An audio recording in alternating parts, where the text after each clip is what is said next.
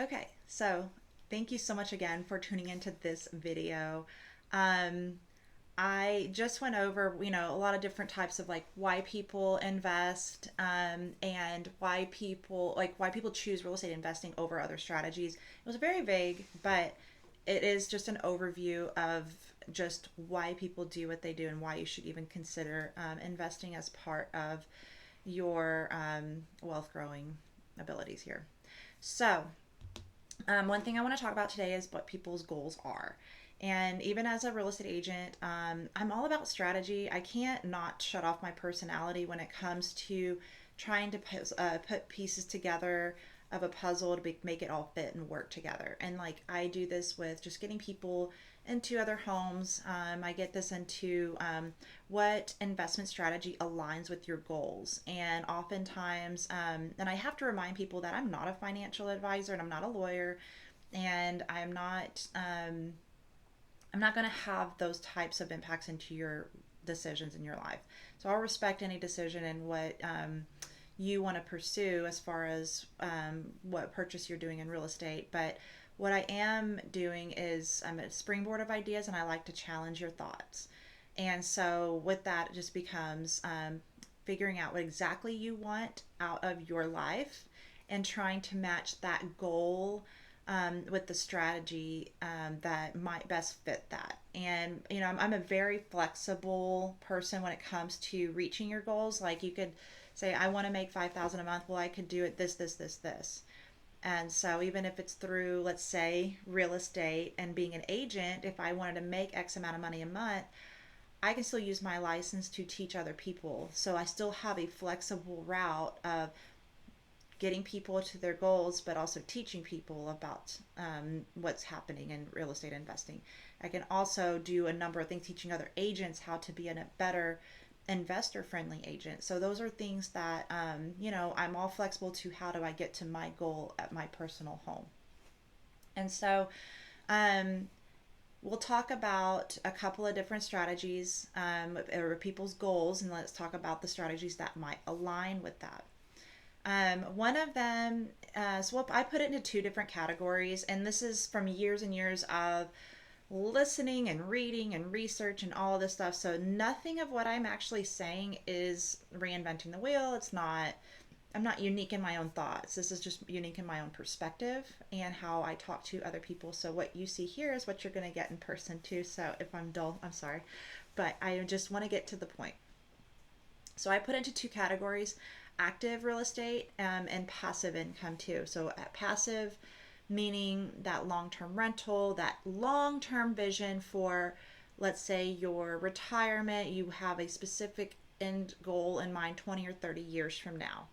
Rental properties are not a get rich quick, but they do have their own niche and own strategy, and where you could stack upon getting several single family homes, multi-family homes, maybe apartments, maybe syndications. Maybe you do a lot of that for passivity.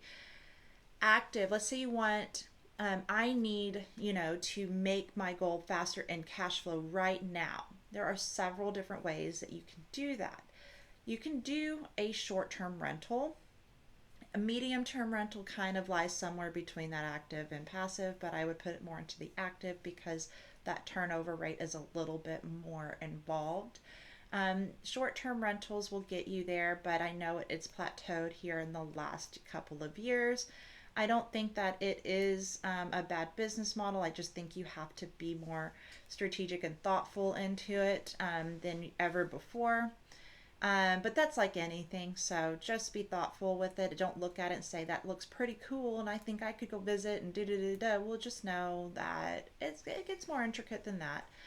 And then you could wholesale. So you could go drive for dollars. You can go cold call. You can hire other people to do that too, sending mail, all this stuff, contacting homeowners in distress or homeowners that just need out really fast, and get that house under contract for below market value and sell it to an investor and upsell, and collect that difference. So you can sell contracts in real estate, and get that cash flow you need. But you obviously, it can be a full time job. So just know that, take these things seriously.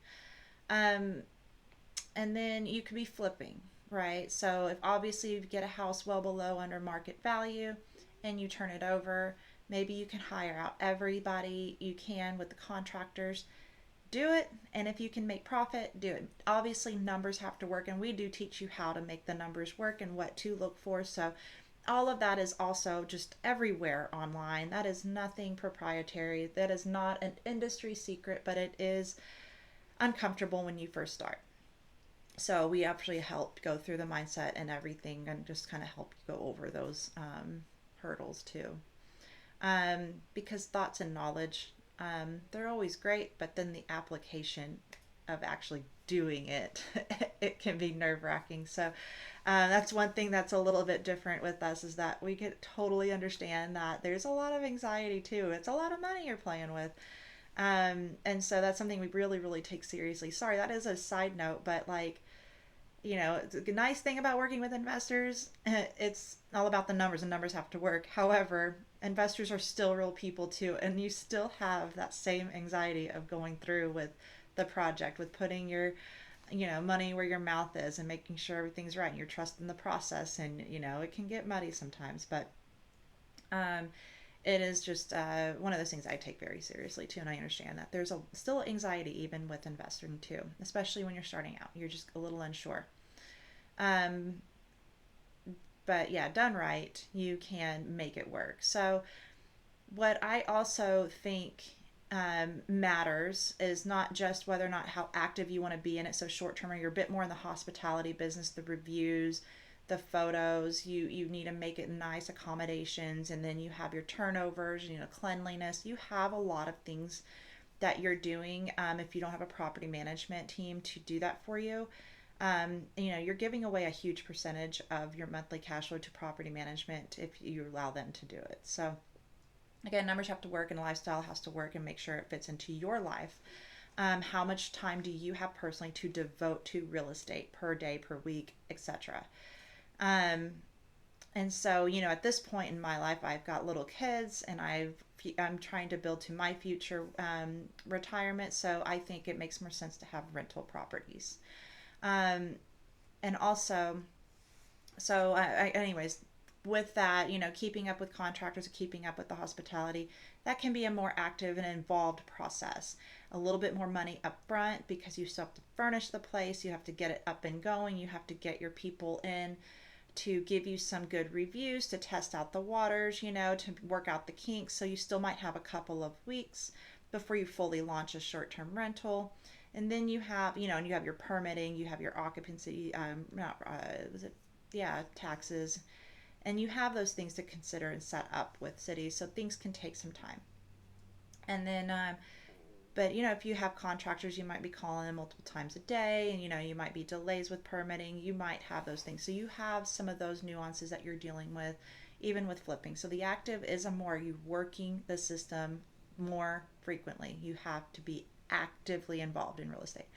And then passively, you have your syndication, you have your other rental properties and other sorts of things. So again, you just have to align with your time and season of your life. What are your goals, and what can you actively do day to day, month to month, right? It's easy to manage rental properties because you might need a handyman, and you can know a few contractors, because every now and then something might break. Plumbing might be an issue. Well, you're calling the plumber. That's not a problem. It's not an everyday thing, and it's not really holding you back from your long-term goals. It's definitely not something that's going to replace your income. So we have to set our expectations true for today's market and today and what we're doing. And it's just a sacrifice that you need to be willing to make. And so what I really, really like is house hacking when you're, especially in your 20s, you're starting out, or maybe you're starting over, maybe your kids have moved out, and you're like, I really want to make real estate a part of my financial independence and journey here now too. You could house hop. It's house hacking, right? But it's living in a primary home and moving every year, every 2 years into another home. It doesn't have to mean that you're moving up, so to speak, but in a lending standpoint, you have to make a substantial change in some regard regarding the house, life circumstances, or distance and job, or whatever it is.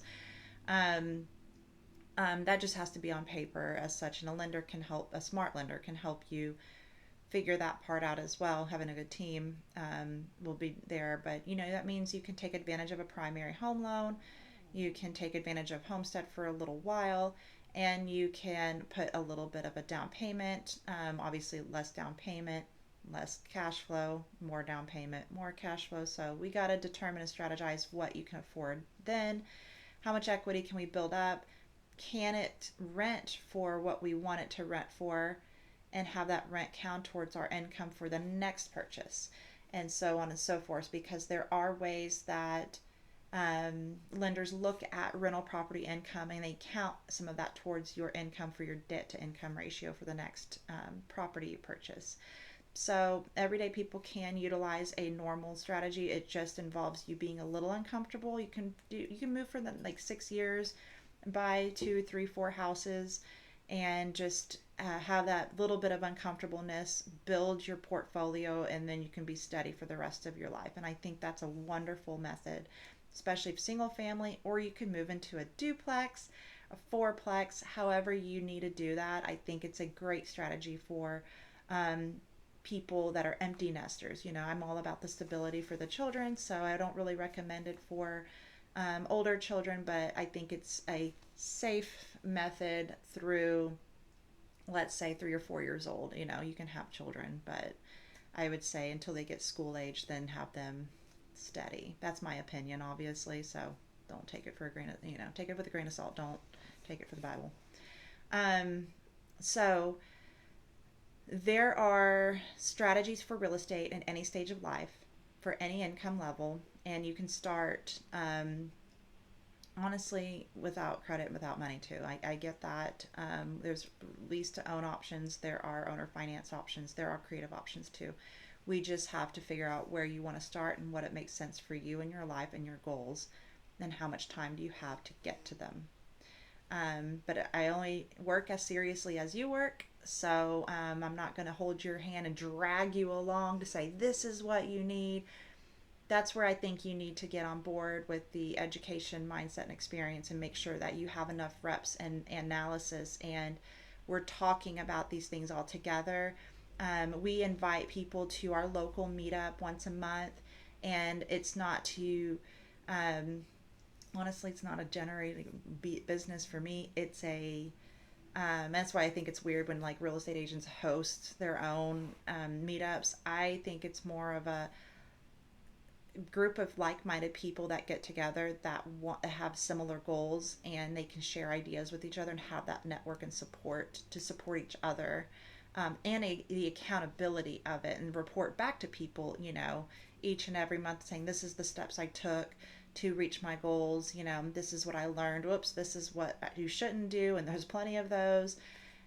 There are things that I think you should get together and have an actual actionable time together, an accountability group, a meetup, so you can talk about this and the strategies with other like-minded folks in the area too, so that we can talk about what's unique to our local market and what we see as future growth.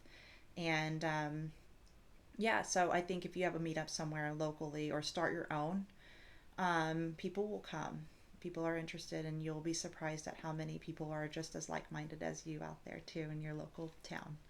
So anyways, that's something that I love to do, is align people with their goals and the strategies to get there. And hopefully if I can help with real estate investing in the area I serve, please give me a call.